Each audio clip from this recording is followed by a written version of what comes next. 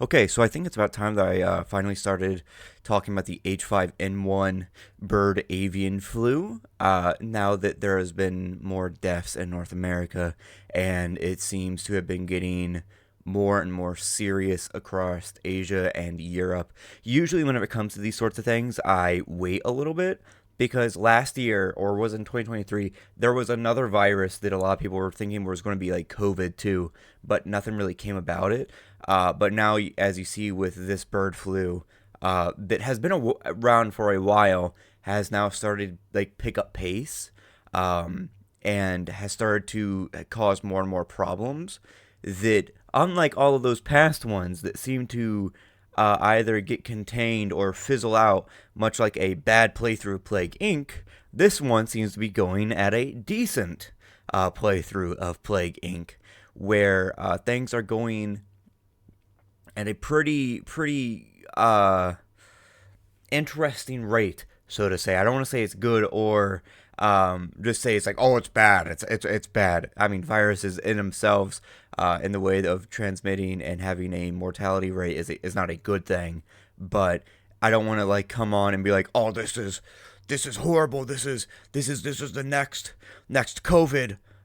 But it does have the potential to be if we don't act fast.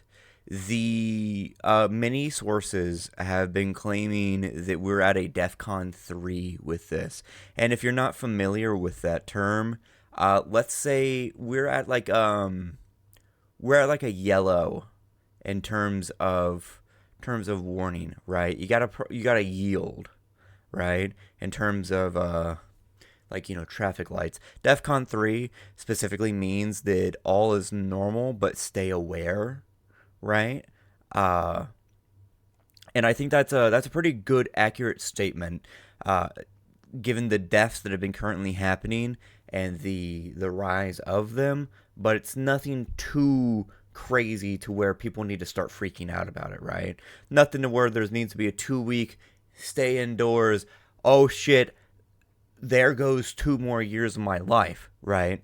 Oh shit, there goes fucking like senior year for people in high school. So let's get into some of the stuff. There's been a few articles reporting in Cambodia a death of a 28-year-old, which is so far the youngest death that has been reported from H5N1 to my knowledge. And that is pretty staggering given how it was only a few days ago, or was it last week, where an 81-year-old man died here in America, but people in the media immediately started to kind of churn that into saying, oh, well, it was just old age, right? Which is a factor to consider, right? That is obviously something that needs to be considered. Older people will always be more susceptible than other things. And then there is other claims from that same person that they were immunocompromised, which does not make it any better. Um, and I can go into the whole spiel of being like, oh well, this is just capitalism's work, right? Of trying to make this seem not as bad as it is, and so on. And it's not something to really worry about because they need to keep capital going. And instead of protecting citizens, right? A few elderly people die, but as long as the strong survive, that just means that we get better workers and all this other shit. But I think that we need to have a bit more nuanced discussion whenever talking about that, um, because of the fact that you got to kind of like understand of why this person got sick in the first place, and I don't know the full story about it, and also particularly what's going um, on a broader scale. And whenever it comes to somebody in Cambodia dying, that starts to kind of put in perspective what exactly is going on. Um, and that does not also deny the ideas that people are definitely trying like to brush this on the rug, not to like, you know, cause panic, but they're not taking all the proper precautions, right? We not learned from COVID, right? Have we not learned from COVID? Whenever, like, I remember whenever that was first happening, right? I was doing a fucking paper on it in my contemporary issues class in high school in 2019. I was like looking, like my teacher was like, hey, do a paper on something that is of current issues. Go to this website, see what's going on. And one of them was, oh, breakout in Wuhan.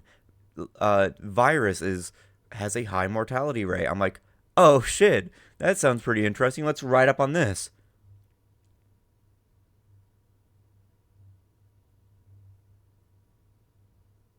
Well, shit, right? So I'm kind of like seeing the same trends as I saw back then, but I wasn't as like aware of everything because I was like what 17, 18, and like I was definitely about that life, but I wasn't like as about that life as I am now, and like learning more and more as I get older and older and older. Because you learn more and more as you age. But yeah, luckily, places like Bangkok and Norway have secured a lot of vaccines. Bangkok specifically has gained over 200,000 vaccines, and they can shift production at any moment, when the sources say, to have it be to like fight off a pandemic, and that is awesome. Norway has secured 11 million vaccines, and they are doing the exact same thing, so that if anything bad happens and a pandemic happens, they can shift production to vaccinate as many people as possible to prevent as many deaths as possible.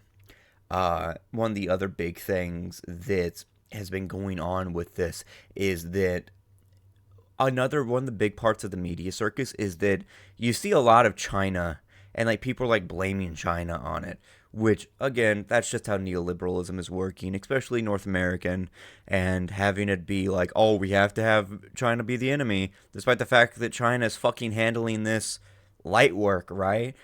Like, uh-oh, shit, bird flu outbreak? Okay, here we go. This is what we're going to have to do. This is what we're doing to fix it. Okay, now we're handling it, right? And you saw that even back with COVID, right? Whenever it was spreading very fast, very, very fast, almost to an uncontrollable extent. But China was still doing good work to prevent it.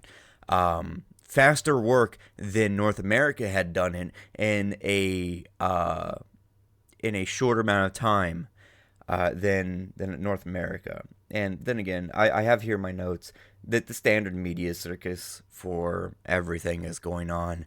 You know, blame this country, blame that country. Oh, I gotta, stir up the same conservative mass media, blah, blah, blah, blah, blah, blah, blah, blah, blah, right? And I don't think I gotta kind of worry about any, like, weird grifter chuds working their way to this video.